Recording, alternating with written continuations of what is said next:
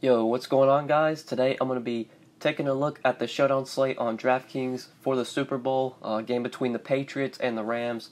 I haven't made any Showdown videos in quite some time just because with like the NFL season coming to an end with the playoffs, I really didn't play any of the Showdown slates during the playoffs. I just focused on the main slate.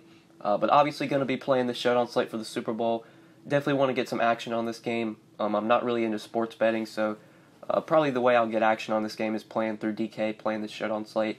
We'll go through the player pool, talk about some of the guys I like. We'll look at different roster constructions, how we can build a lineup, if we want to pay up at captain for an expensive guy or if we want to go cheap at captain. Just talk about different roster constructions.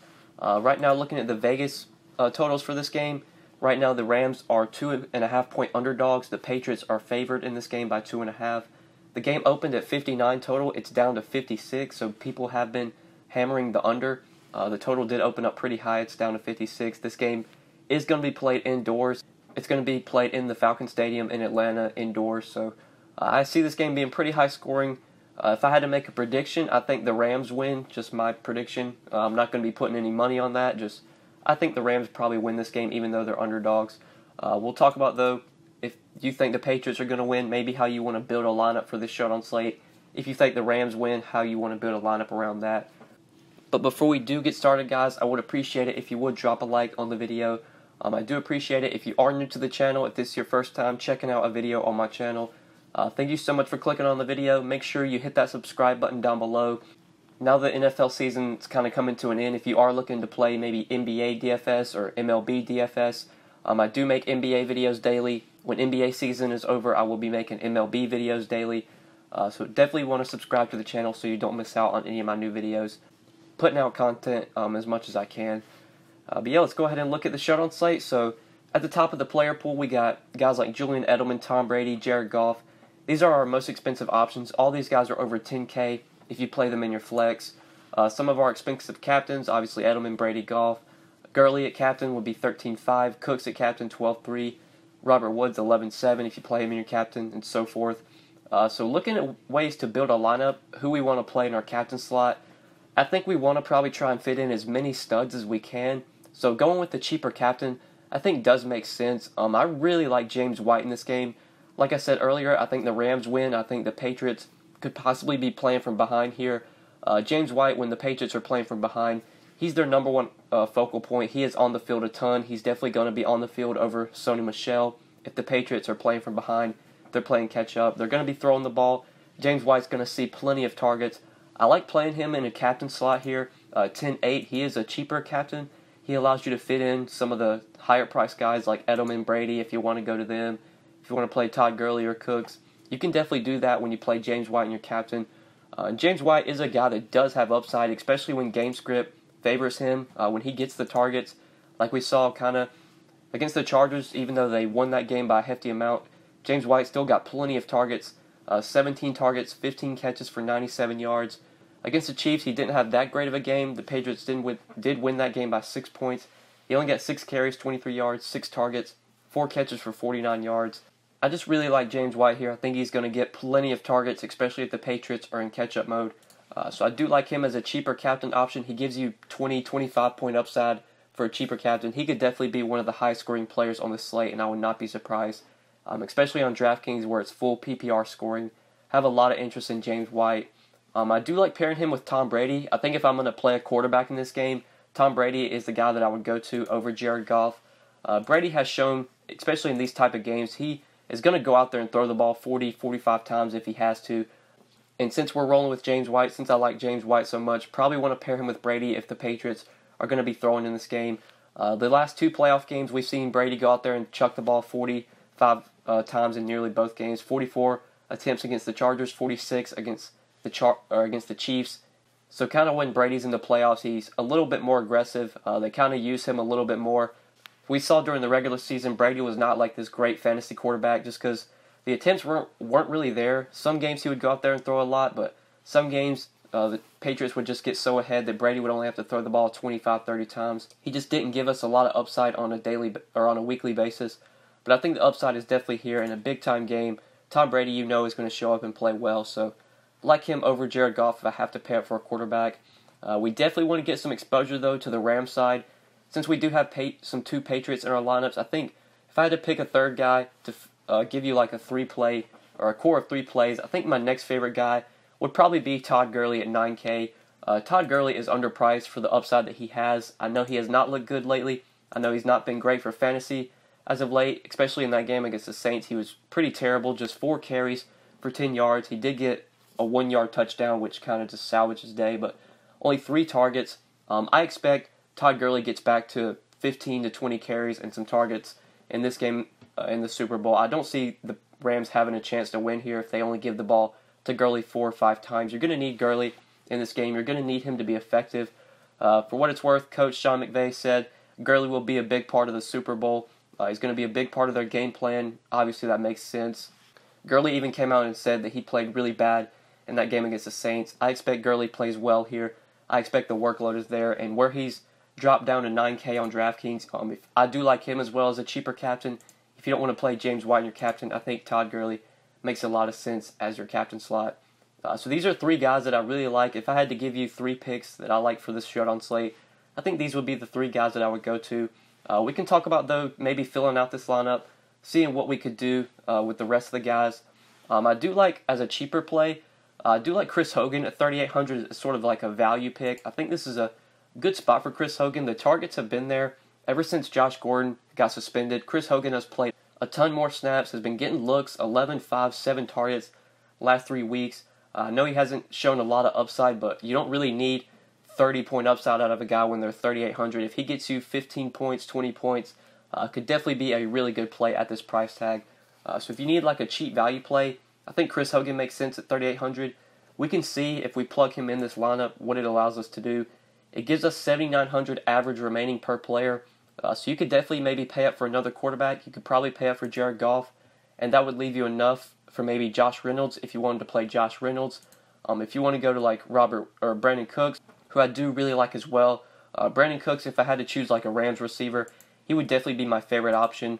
I feel like Brandon Cooks is going to come out here and play really well. I know last year when he got injured for the Patriots, he felt like he really let the team down last year. Obviously, this is a different scenario, playing for the other side, playing for the Rams here. But I was really high on Cook in that last game against the Saints, and he looked really good. 7 catches, 107 yards, 20.7 DraftKings points. Cooks can easily get you 7, 8 catches and 100-plus yards again. I like him a lot here, playing inside the dome. Cooks is very familiar with playing in a dome back when he played for the Saints. So 8,200, I like playing him quite a bit on this slate. If you were to plug in Brandon Cooks, that would leave you enough for maybe Sony Michel, but I don't think we want to go to Sony Michel, especially playing James White in our captain slot. If we're banking on James White having a really good game, Sony Michel is probably not going to be a guy that has a good game as well. So maybe if we take out Chris Hogan, that would leave us 5,700 remaining per player. If you don't want to go to Chris Hogan, then you could probably fit in Gronk and Josh Reynolds. Yeah, you would have just enough for Gronk and Josh Reynolds. I don't mind going kind of down narrative street and playing Gronk this week. I know Gronk's been bad, sort of, especially towards the end of the regular season. Just wasn't really involved. He did get 11 targets, though, last week against Kansas City, 6 catches for 79 yards. There is a chance this is Gronk's last game. There is reports out there that he could possibly retire after this game, so maybe Brady tries to get him in the end zone, tries to get him the ball a little bit. 6K, I don't mind playing Gronk here. Josh Reynolds as well, I do like quite a bit at 5,400. Ever since the Cooper Kupp injury, Josh Reynolds been involved on a pretty much game-to-game basis. You're getting 4, 5, 6 targets from him.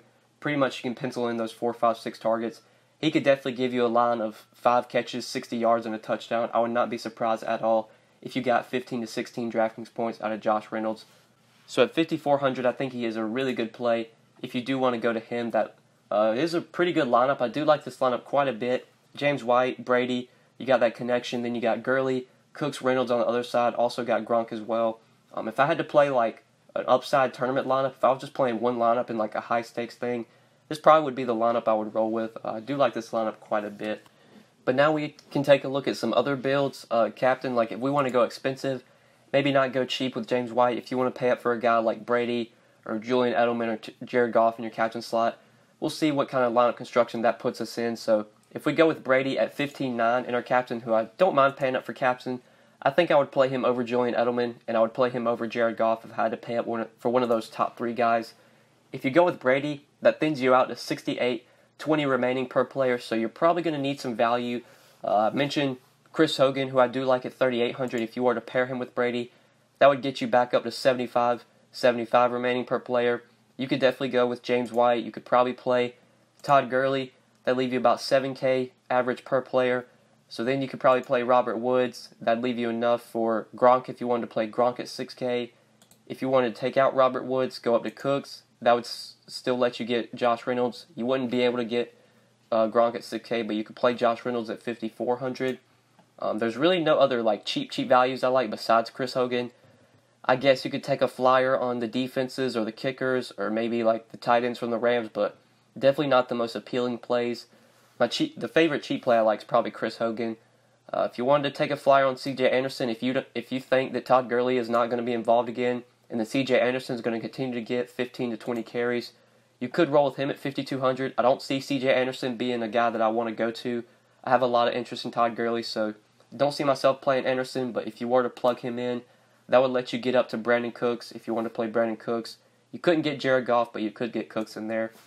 So that's sort of what a lineup looks like if you pay up at captain.